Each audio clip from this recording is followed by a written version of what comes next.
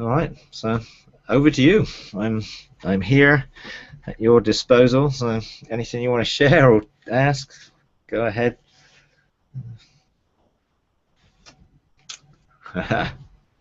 Yes, well, I'll start it off. I Okay. was, not to go into too much. Oh, is that Mary? Yeah. Not to go into too much detail, but I was sitting on a throne, trying to engage in this one of the places the Lord has put me recently, and an angel handed me a scroll and said to go to the scroll house, and I was like, oh yeah, I think Mike talked about that. And to engage the chancellor that was there. And I looked him up. Was it Zedurasarel or something like that? I don't know. I have no Yeah. idea. Yeah. Something like that. Who knows how to pronounce these words? Yeah. Yeah, they do, I suppose. And I haven't heard him say how to pronounce his name. I haven't re-engaged that yet. But now, that's different from the scroll room, Mm. I'm assuming. Yeah. Yes. That's what I mean. I assumed that it was, that I got this special sort of thing to go there and to look at Destiny scrolls or something.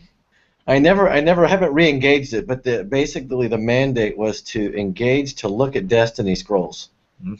over for things. Yeah. Now I just kind of throw that out there because I'm like that was interesting, and I wanted to clarify that that was not the same as the scroll room, which I didn't think that it was. Yeah. But anyway, Okay. let's. Yeah. Yeah, definitely. The the scroll room, or even the court of scribes, in effect, is where scrolls are written of things that have already taken place. So the scroll room has scrolls, let's say, that maybe have already been produced for in our life. So it contains the scroll of our life, which is the record of our life up to this point, with the wood, hay, and stubble, gold, silver, and precious stones, and that stuff. And also the record of everything that's been done is recorded in the scroll room. So you can see and engage the scrolls for your city or nation or area, depending on where that aligns with God's view of it rather than ours.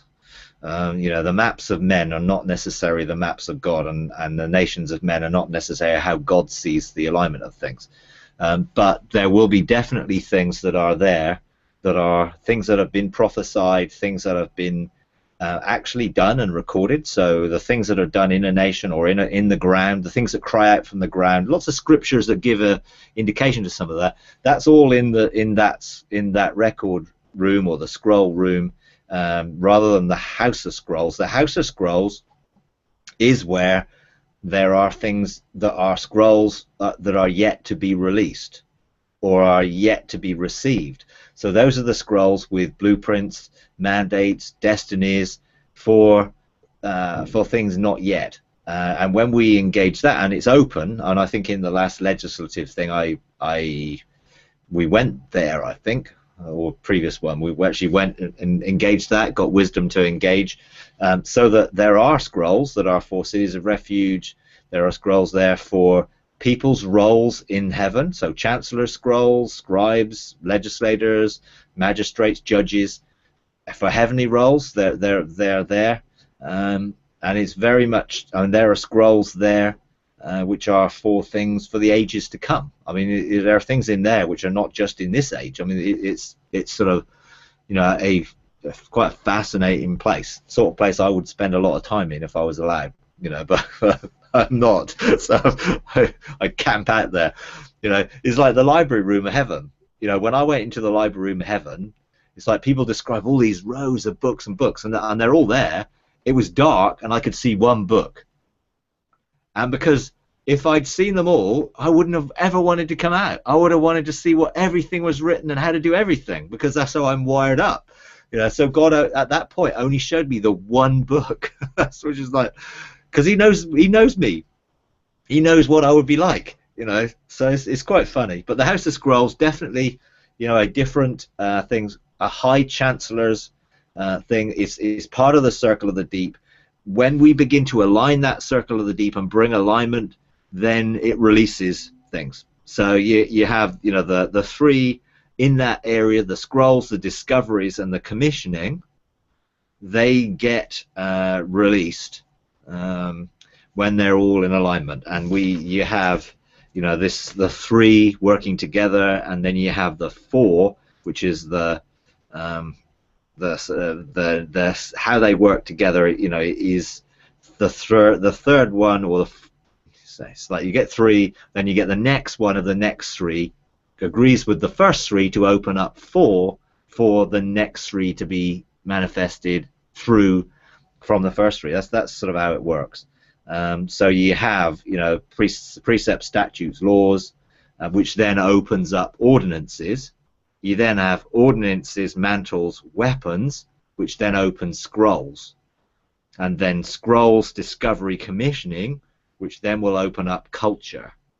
And so these are pretty high level things for us to bring order into the affairs of the world, if you like, to bring discipleship into the world and to answer creation's groan, all those things. So at this point in time, the scroll house is open. That is in my involvement with it, and what I've been engaging in and aligning it and doing it, is to actually see that open so that new scrolls can be released for heavenly positions of authority, for benches of three in earthly outworkings of that, in establishing the foundations of cities of refuge and ecclesia and various things. So it is a really, you know, a really key place right now. And, you know, the next set of those can now start to be opening in the right season, but we have to get those scrolls first, because we won't need the discoveries if we haven't got the cities of refuge and ecclesias established. And so we need the scrolls for those that are within the living stones of those relationships to then open up, you know, what's coming. You know, and a lot of people still, you know, are still not operating with the mantles or the weapons of heaven yet. And there are seasons, this sort of seasons within seasons, that God is going to unveil through this. So yeah, really quite a important place right now. So it's quite. Did you sort of get anything particular, or did you see any particular sort of scrolls? I haven't had a chance to re-engage that.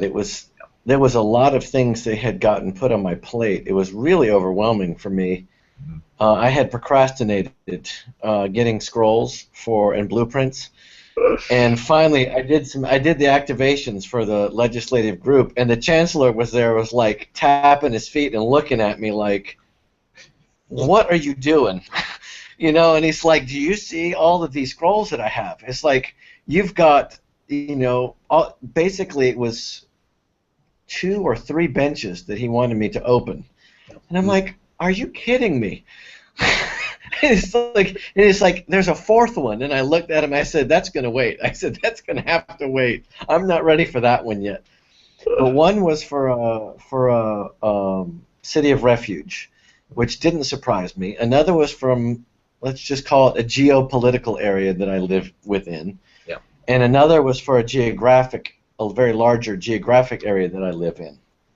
And so it was as I was engaging these thrones, receiving the blueprints, and starting to engage those things, that I stepped in one day and the angel hands me this scroll that says, "You need to go to the House of Scrolls."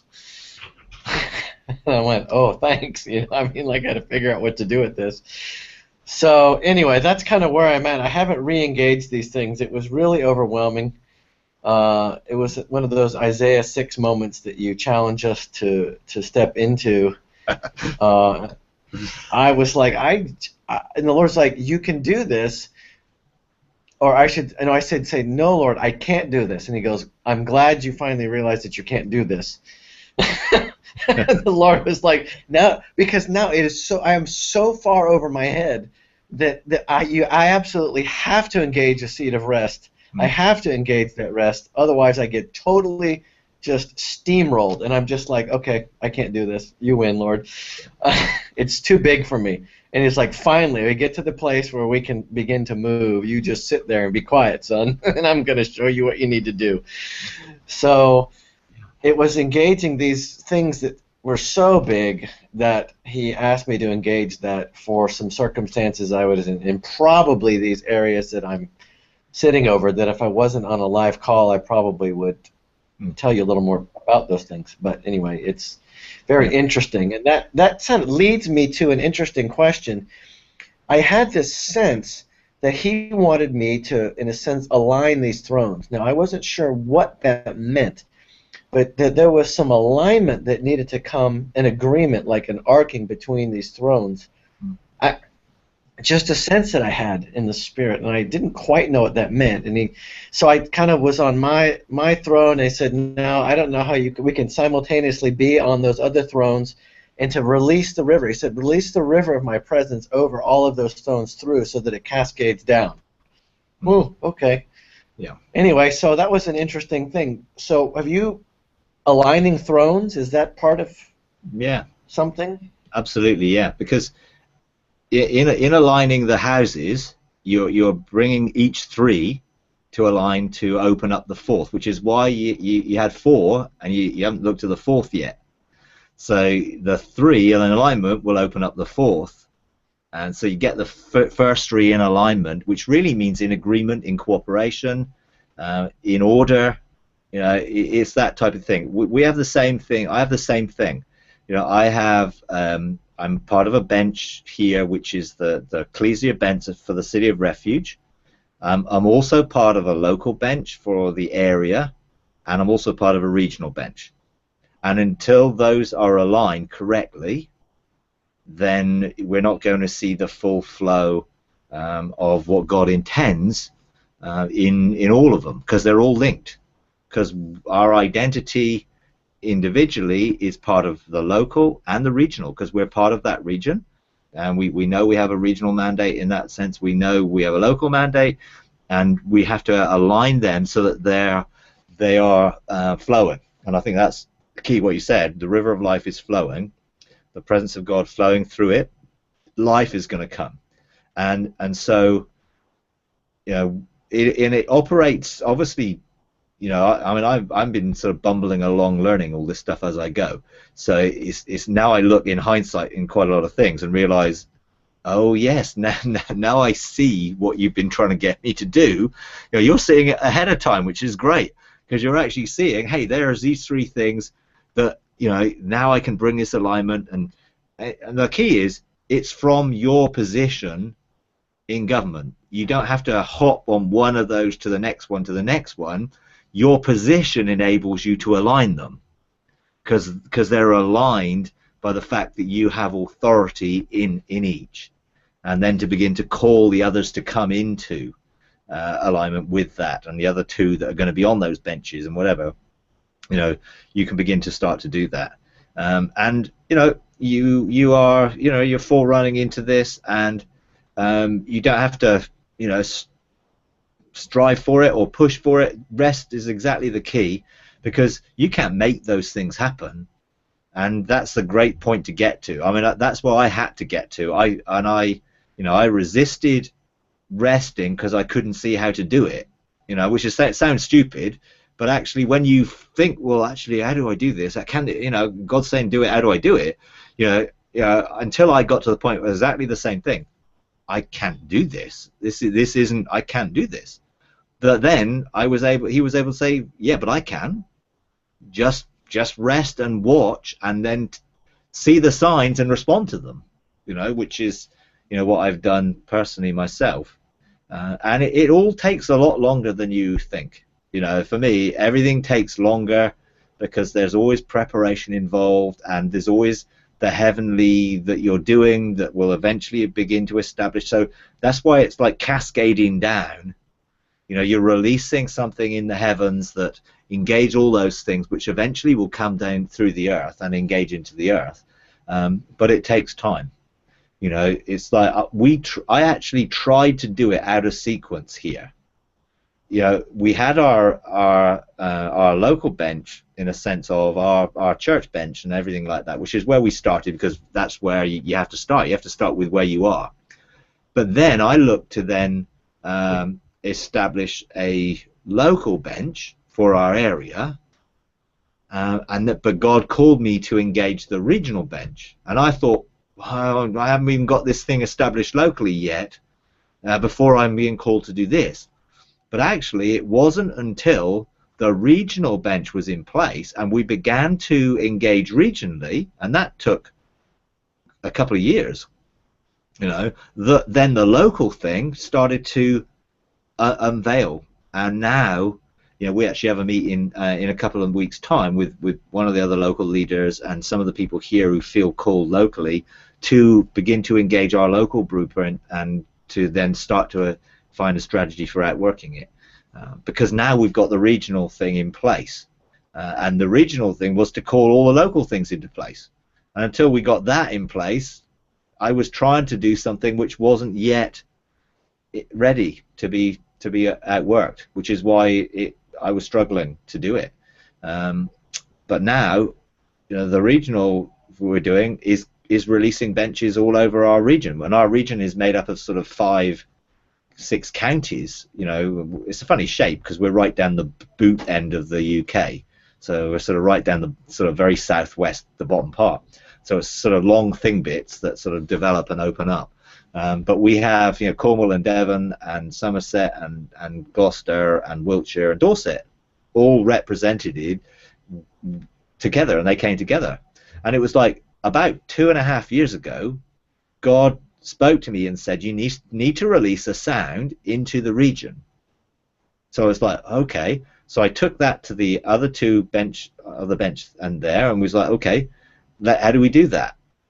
So let's engage heaven and find out how to do it. And God said, well, send out a message to all your people but make it really cryptic, to see if anyone is hearing the sound of heaven.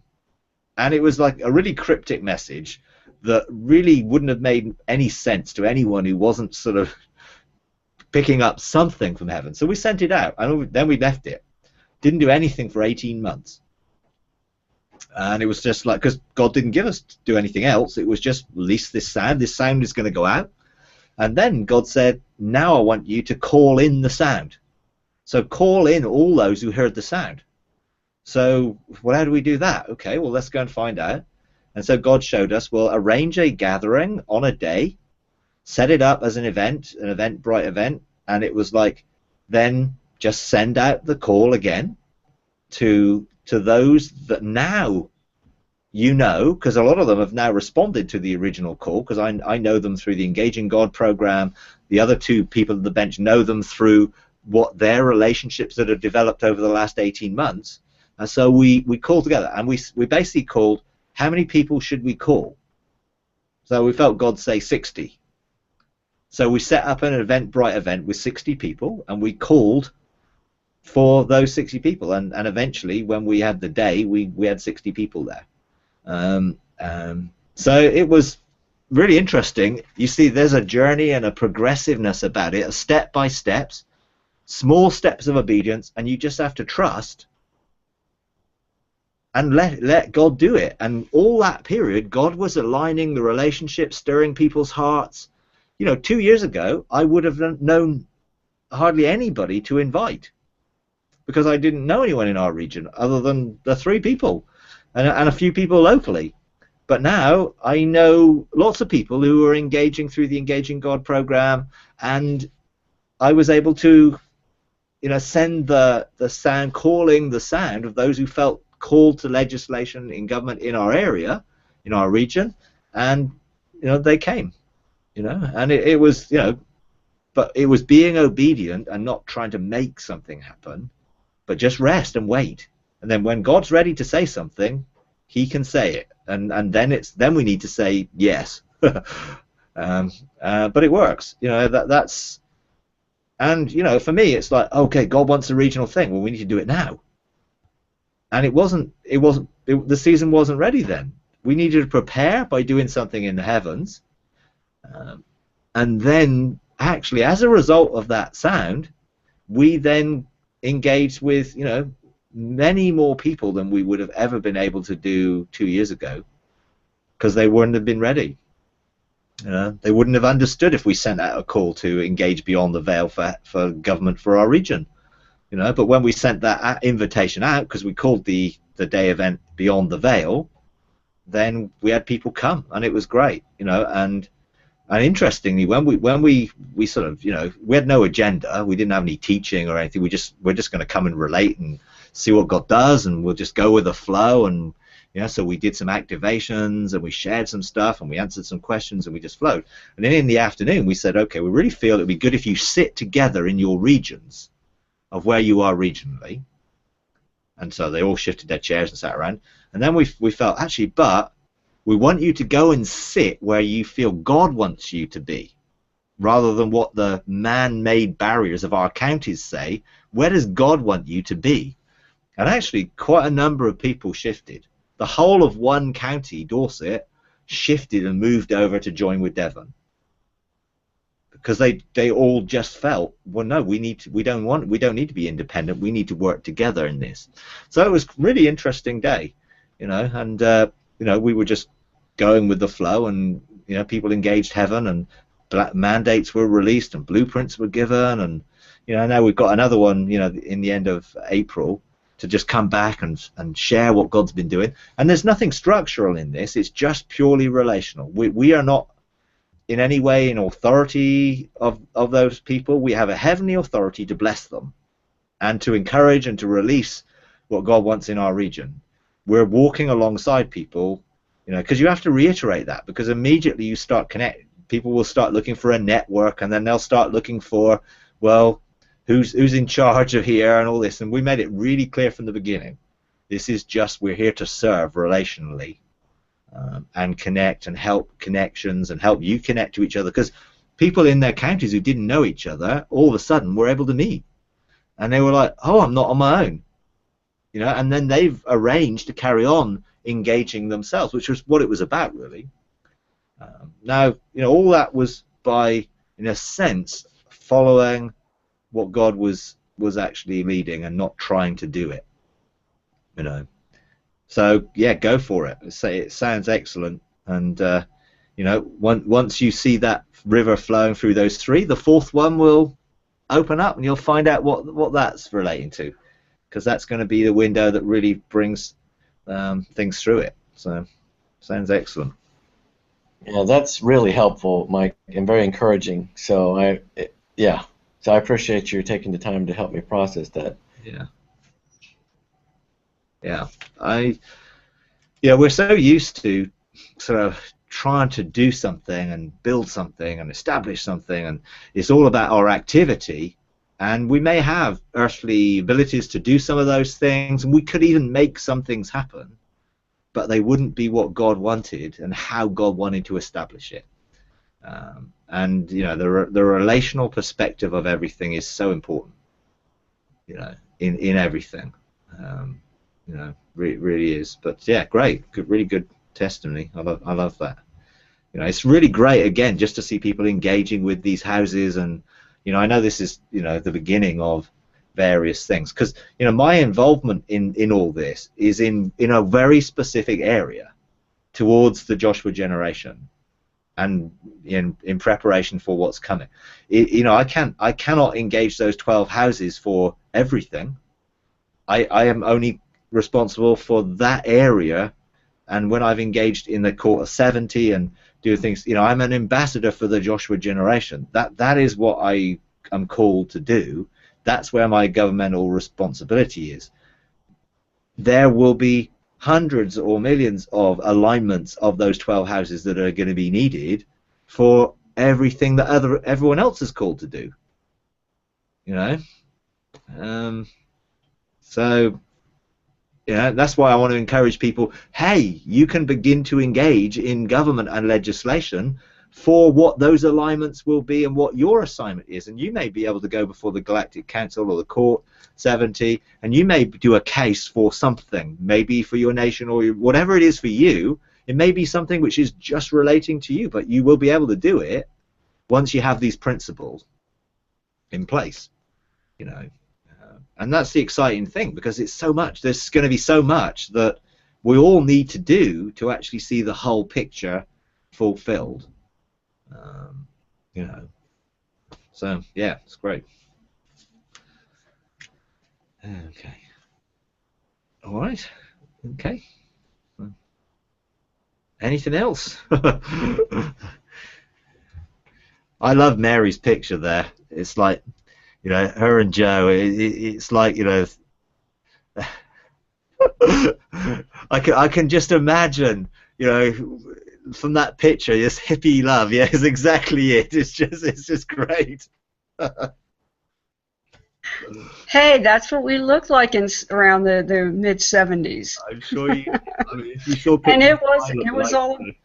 it was all about being hippies. It really was. One of the things that you've really touched on today that has really encouraged me is the fact that things take time.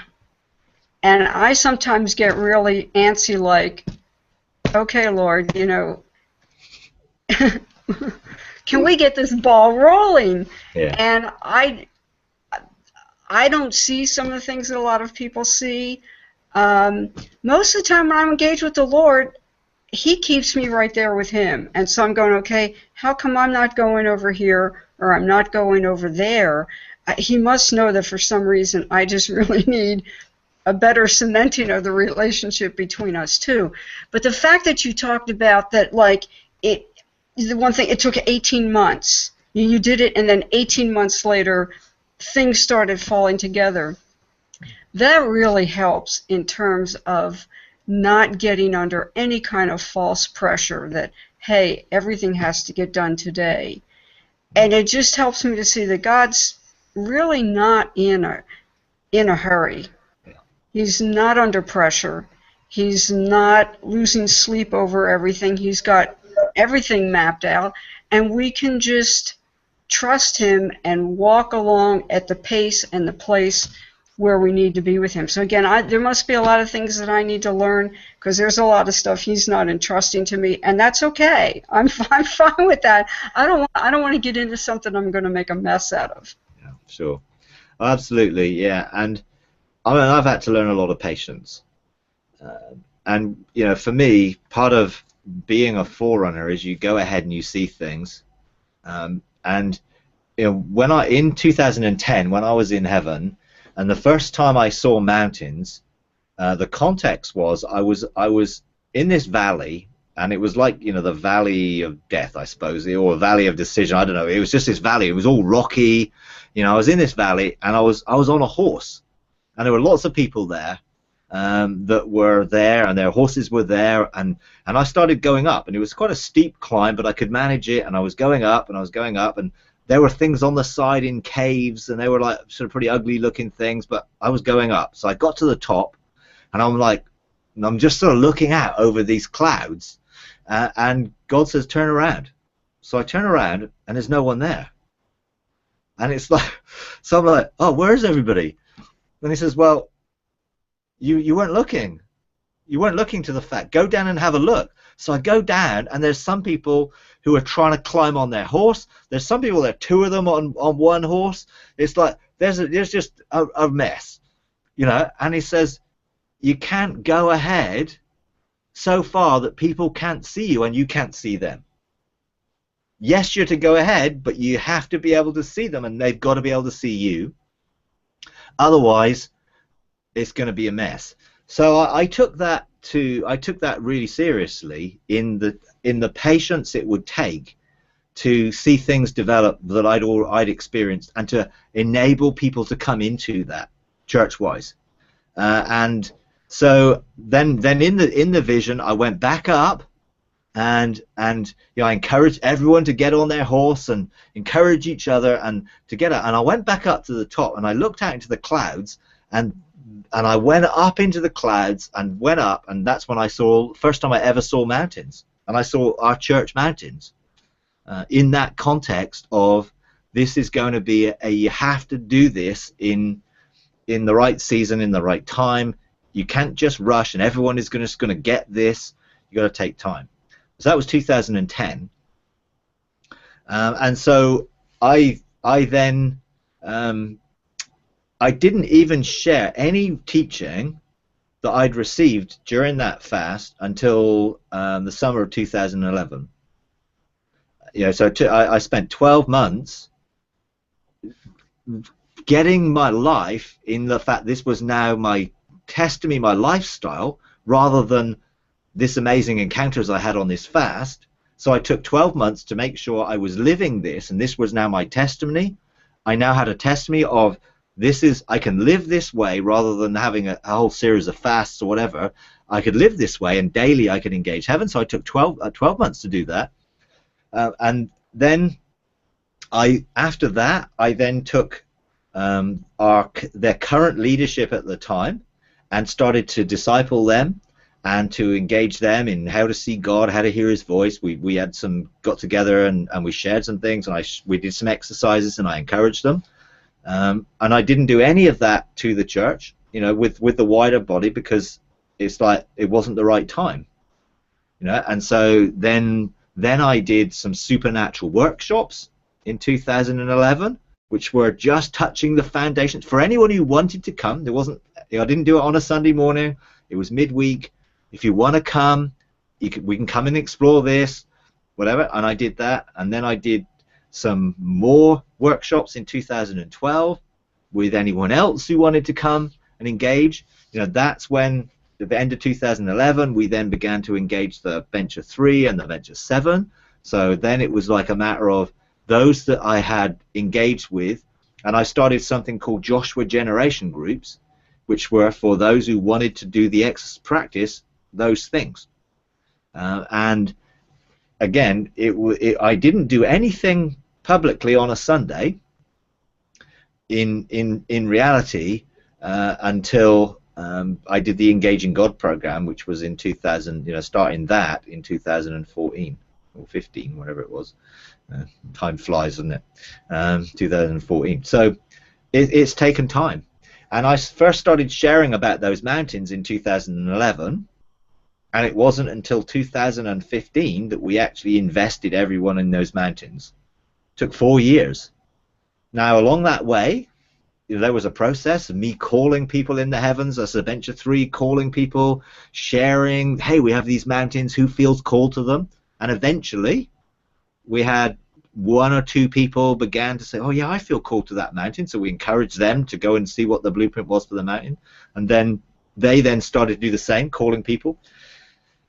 Until, now we're sort of functioning in this, and it's working and outworking, but it's taken all that time. And in all that time, God said to me, you can't go on any of those mountains. So I'm like, oh, how frustrating is that? Because if I'd gone on those mountains and got a blueprint, it would be very differently presented and received than if someone else who's supposed to be on those mountains got the blueprint. So I had to take my hands off, trust the process, allow the timing of people's maturity and maturing and them hearing God for themselves, so that God would speak to them and say, yeah, I want you to be involved with that area, that mountain. Because before, we would have just looked at, well, who's the best people here for doing this? Let's go and choose them and tell them they need to go and do it. Well, that's not the way we do it. We have to get people to hear God for themselves. So we don't tell people what to do. We encourage them. The God will show them what they're to do. We present, hey, a load of opportunities of, hey, God's doing a lot of stuff. Go and seek Him. But it takes a lot longer. But the journey is the key, because the maturity that people now have, having we done court cases and various things and to deal with the stuff on the way, means that people are now functioning and are confident in those roles, whereas before they were just like, oh, what are we supposed to do, and responsibility and fear and all these things. Well, we've had to create a culture of honor during that time, help unveil the problems and the issues and deal with them, and do the heavenly things that would release it, get laws and legislation which weren't in place back then, because I didn't know how to make laws in 2010. I had no idea, until 2013, 14 onwards. It wasn't until, because actually I personally wasn't in a place to do any of those things, because I hadn't gone through the dark cloud and made my ketubah and done those things. So even that, it takes time. So I made a ketubah in 2011. 2012 I go into the dark cloud. The rest of 2012 I start going through transformation and teaching transformation. That then opened up me to go to a whole new realm of revelation and encounter and government and legislation, and start making legislation which we now use, and now others are making legislation which we're now using.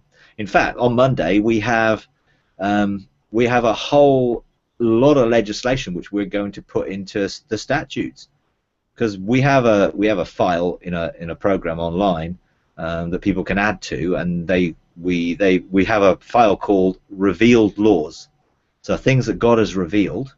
And then we have another folder which says enacted laws, things that we've agreed, accepted, got agreed in the Chancellor's Court, got put into the records in the Court of the Scribes, and then we can use. And that, again, is a process, and we're doing it as we go, and then teaching people, and people now are more familiar with what you do when you make legislation, and if you get given legislation, this is what you can do with it, simply because we've taken our time through those times and seasons, and you have to be patient. Forerunners often struggle with patience because they see something and want everyone to see it too, but I know I have to be wise in what I share and when I share it, and I have to ask permission whether I can share this yet. So it took 4 years to be able to share on ketubah. It took 2 years to share on the 12 chancellors' houses. I wasn't allowed to share it before that. So I've had to learn, the patience, and to wait and ask God to show me what to do, when to do it, how to do it in that way. And during that journey, it's as much about me learning that patience and that desire to only do what I see the Father doing in His timing and in the right season. But it's been a very interesting journey, and seeing people mature and seeing people grow, and that wouldn't have happened if I had tried to force things. If I tried to make it happen, I always did it by in a sense of this is a choice. If you'd like to pursue something here, here's an opportunity. And it wasn't until we started the Engaging God thing that actually then I started to teach it on a Sunday. But I went back from the beginning, and I went back to first principles, hearing God's voice, and over the last 5 years, I've repeated the same thing probably 4 or 5 times in different ways, just so people will get it in different ways. I can go back, look at what I did in the Joshua generation teaching and the prophetic timetable, and then I shared it again in preparing for destiny, and I share it again in inheritance, just in a different way, at probably a deeper level, because by that time I've experienced more, and therefore I have a greater understanding of testimony of it. But it's just Jesus had to do that with His disciples. Yet He had to share the same thing over and over, and even then they didn't get it.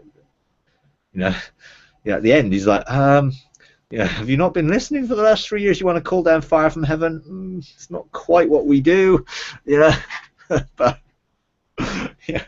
so you have to be patient, and I've learned to be patient, and I've seen the fruit of patience now, because I actually heeded that warning. Because when I first came out of the fast, it's like I dumped on those who were around me, because it was just like I had 40 days of whoa, look at all this stuff, and it's like it was just like they just can't even chew on this stuff, Those who were misfortunate enough to be in the first few gatherings where they were asking questions were just like overwhelmed, and then I was like, no, I really have to meter this out in bite-sized portions that they can receive and chew on and make their own. Then they're going to be able to receive the next portion. And some people haven't. Some people left because they just couldn't. They didn't want it. So it was like, okay, that's great. We bless you. You know, obviously you sort of need to be somewhere else where, you know, you can feel that this is something God's calling you to. You know, not that many people, but some people, you know, but I think a lot more probably would have done if I had sort of continued to dump it all on people all in one go. You know, and even then people were sort of like, whoa, this is too much, you know. But yeah, but I think it was trying to be meted at the right, you know, level and the right amount, and with the in the change was, at the beginning I taught it but didn't activate it, and along the way in doing the workshops, and then in what I do on the Sundays and in the other things, they were all activation based. So it wasn't just, well, here's a load of theory. It's, okay, let's experience this. And that is how I changed and how I presented things over that period.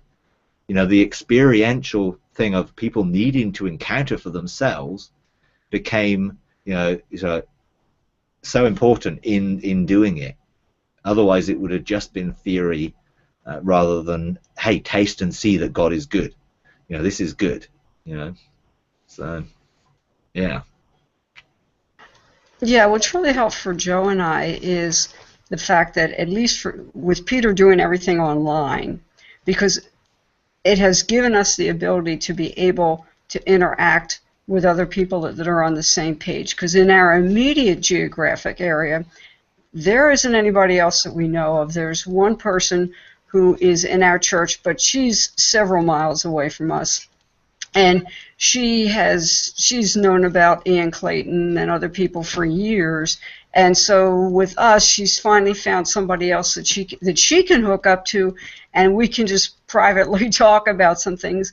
But between the three of us, we realize there's a lot of things that we've learned and we've heard and we're processing that you just can't tell people, because none of us want to be going around blowing people out of the water. Sometimes for me it's a little bit hard. I feel like I just have to like zip my lip, because I want to say something, but I know I don't know that this is going to be well received, so this is probably not the right time. But to want to be able to say to people, you know, there is another way of doing things. Yeah. There is way much more, but also having to have that release so it can be received. And so when you were talking today about the process of time sometimes that it takes, gives me a little bit more to like relax a little bit and say, don't worry about it. You know, that's all in good time. Things will roll out. But in the meantime, working with Peter and everybody else on the calls, it keeps us engaged and actively moving forward. Otherwise, it would be really, really tough just being out here with no one. Yeah. Yeah, and for me that's really part of why, you know, I want to engage with people and make resource available and connection and relationship with people, so that people don't have to feel that they're on their own. You know, that they may be, they're only in their area. You know, we had a lady the other day who says, oh, have you got anyone else in Idaho? And I said, well, okay, where's Idaho? Somewhere way up north somewhere. So we sort of go through our database, and it's like, no, we can't find anyone else in Idaho, but we can put you in touch with some people in Yakima in Washington, across the line, and maybe you want to engage with them, you know, virtually, and connect with them, you know, because they can give you some encouragement, you know, and then maybe start working on Idaho and start calling into Idaho and start releasing the sound into Idaho, and you then can start legislating for what is to come, because you're the forerunner. Same with you, you're the forerunner. Therefore, now we can learn, okay, well, what do I do? Well, I can prepare the ground in the heavens. I can start assigning angels to go out. I can send a call out. We can get heaven's sound released. We can have light that comes and touches people, you know, in preparation for the fact that they are gathering in the valley of decision, not really knowing yet, but they're getting more discontent, in a sense, with there's got to be more than this. You know, and it's those people who start to exhibit there's got to be more than this stuff, you know, something. Then those are the people you start to engage with, because they've been prepared. Something is stirring them, something's drawing them. That which is you've released in terms of a sound is drawing their spirits, even though their souls may be way behind, but their spirits know there's something, and their spirits will start to make them feel uncomfortable with where they are, knowing there's something more. Then you look for those signs, and then you engage those people, but you send the sound out. You start to legislate into that sphere, that arena, and begin to wait to see the signs, and then respond. And you know, God will show you the signs, and those that are the early adopters, and they're always early adopters who are drawn, engage them, you know, and then you have the whole thing. At the end up, there's always the laggards or at the back, you know, chewing dust where everyone else has moved, you know. But some of them eventually come and cross over. You know, some of them may choose, no, I'm going to stay in the wilderness and keep eating dust, but that's their choice. But there will be a lot of people who start to get stirred, and that will begin to draw them. And you know, we can. There's a lot we can do to help facilitate that from a spiritual, heavenly perspective, without having to challenge them and try and ram it down people's throats or force them. You know, it's like the opportunities to share and the testimonies that we share will be able to engage them when the season is right. And so you're right, don't try and force it on anybody. Wait until you see, and then you have a witness. Then you'll see what the Father's doing, and all of a sudden it'll be, hey, I have a mandate to do this. And then you might find, oh, the pastor of the church, he's invited me to share something. And it's just like, well, how did that happen? Well, because God started to move, and he's opened up the doors and the opportunities present themselves. Or it may be, well, I'm just sharing with this small group in this, but they've asked me to share something, and God's given me permission to share this. And I'm just going to share this as a, hey, I'm going to throw a few crumbs out there.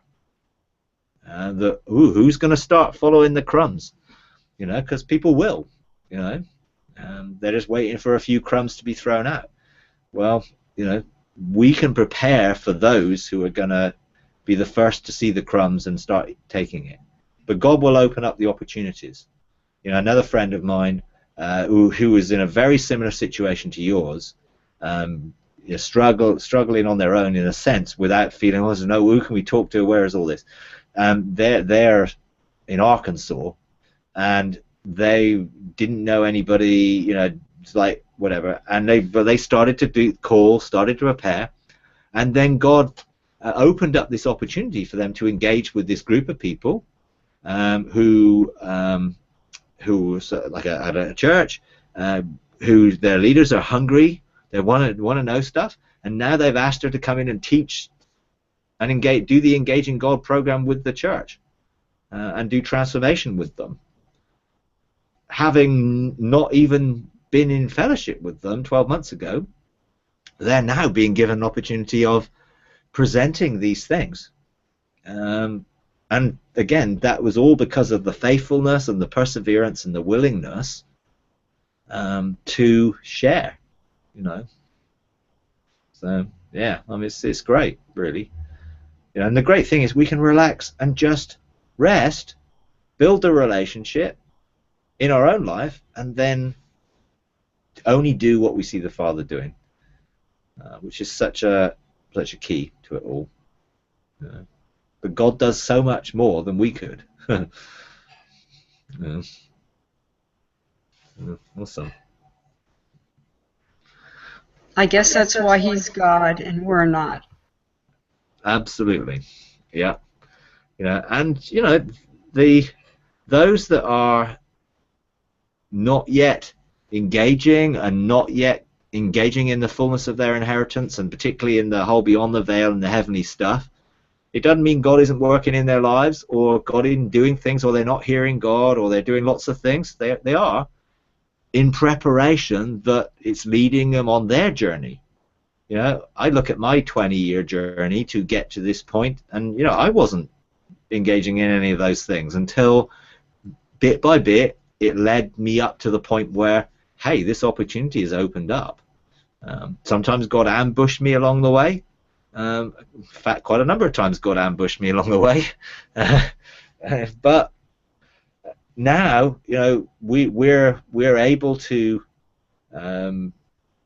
prepare a way to engage them, because we've gone before. We've now got some experience. We know what it's like in the early days of struggling with things, and well, what's all this mean, and how does this? Because we've been there, and we've now got things where we can help people. We have got this. We've got Fresh Start, which is like a 6-week thing for new believers and sort of people who are not used to spiritual experiences, to reorientate them, just to give them opportunity to see this is going to be about encountering an experience, not about information and intellectual understanding. But we wouldn't have had that 2 years ago. We've had to develop those things knowing that there are going to be people who are coming, so we're preparing for their coming. So now we have certain scriptures that we can use to bridge the gap between where they are and where they will be, by sharing the testimony of simple things like coming boldly to the throne of grace, or being seated with Christ in heavenly places. Scriptures that everyone knows but no one actually believes are real. And so you can introduce the testament. Well, actually, the throne of grace is a real place, and we've been called to come. Or even the Jesus as a forerunner going in through the veil, and him being a door for us to come, and the invitation to come, which is there in Hebrews. All of a sudden you can sort of like just bring the reality of those scriptures rather than their spiritualization, which a lot of them have been spiritualized rather than them being a spiritual reality. Now we have a lot more to be able to help people in that sort of reorientation phase. We all had to sort of stumble through it, really. And my desire and what I feel called to do is to help people to bridge and come across that river and come into beyond the veil, in a way which takes out the mysticism, in the sense that makes it so mysterious that it becomes something that they can't relate to try and make it, well, actually, no, this is something we just learn how to do. It's not something that you have to have. I'm not against having spiritual experiences and ecstatic experiences. I have lots of them and had lots of them, but actually for some that will be I can't do that. But so we have to find ways of engaging different people in different ways to be able to help them bridge that gap and cross over and experience God. And I think we're now in a place where we can begin to do that. Well, I do, like every Sunday, a mini teaching session between our worship and the main service, because we have people online, and so we always have to take this break because of other things that have to get done. And so for the benefit of the people online, they said, hey, will somebody do a teaching in between this break? And so through a process of things, I'm the one that does it now.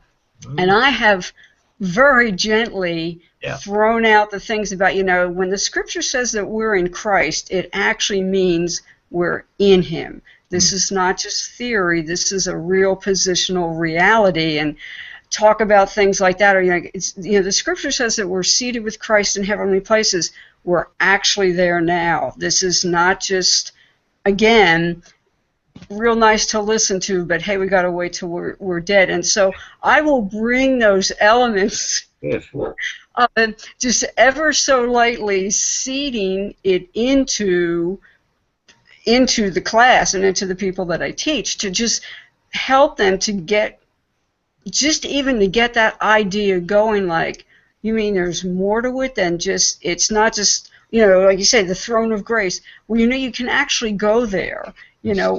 It is a real place, and you can actually go there, and you really can engage with God there. It's not just, Paul just wasn't writing something out because he needed something to say, and this was a nice theory.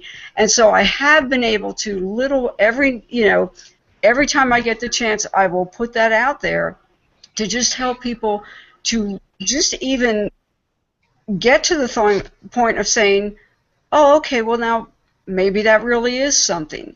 And so, yeah, you do have to go slowly. And sometimes by the looks on people's faces, it's like, okay, you know, you maybe just really stepped on a minefield, but that's okay. Just keep going. And I've never done a whole big teaching on it, but if the scripture that I'm happen to be using makes that reference, Yeah. I will point that out. Like the name of the Lord is a strong tower. Said it actually is a real place. You do actually go into the name of the Lord. It's not the tack on that you throw at the end of the prayer. It's the position that you put yourself in so that when you pray, you're not throwing something on at the end. You are actually coming from a position of you're in Him, you're operating in His authority. You're not trying to make something happen. You're actually working through Him. And so that's been about as far as it's gotten. But hey, I mean, that's always, you got to start somewhere. And even for me, it's a matter of growing into it. But it just really encourages me to hear you say that, hey, these things take time, and so just stick with where God has you and doing what He has you do, and stay in that time frame, and let Him pull all the other pieces together. Absolutely, yeah. You know, and you're sowing seeds. We'll never get a harvest unless we sow seeds. So we must be looking at how do we sow seeds, you know, into people. You know, how do we sow those seeds that will be put down roots that will start to draw them and encourage them and see, hey, there is more.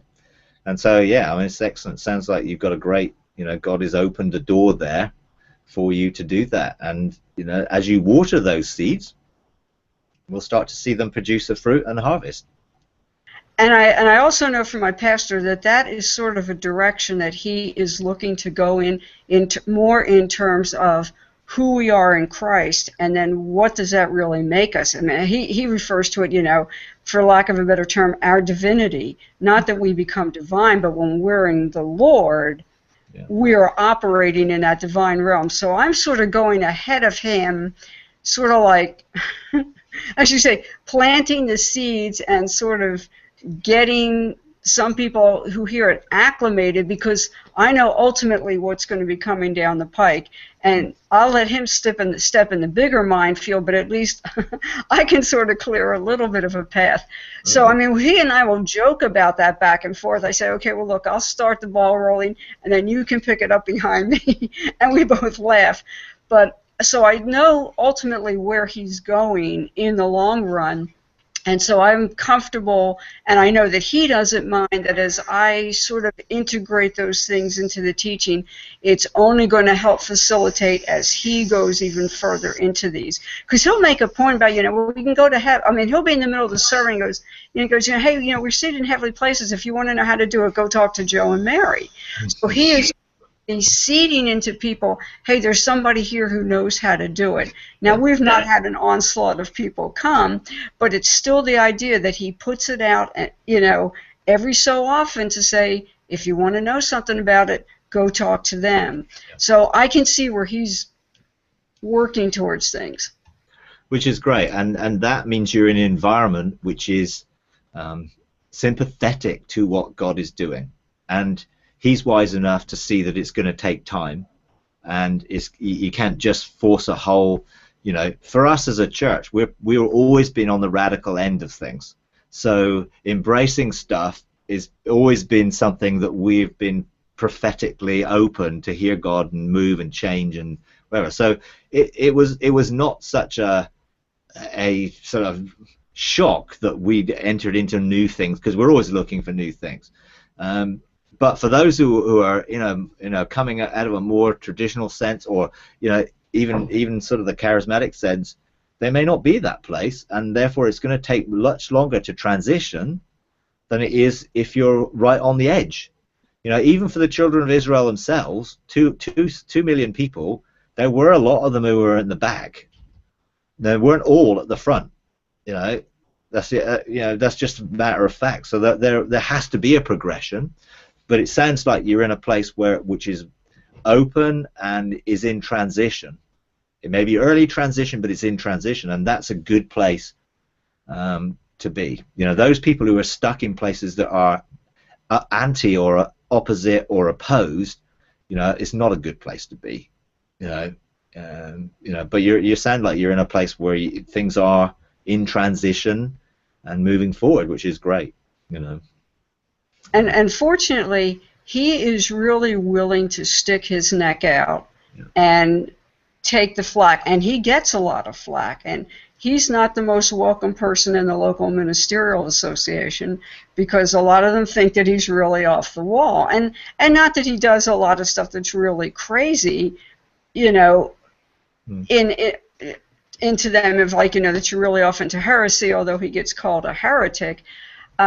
He is very willing that if God tells him to do something, he will go that route, even if it means he's not going to have the camaraderie and the support, of the local ministerial association. He's willing to step out, and if God says do it, he'll do it. Great, awesome, very good. Excellent. Been there. I'm still in there, working in that environment. But yeah, it's good, excellent, really good. Okay, all right, well, I better leave it there.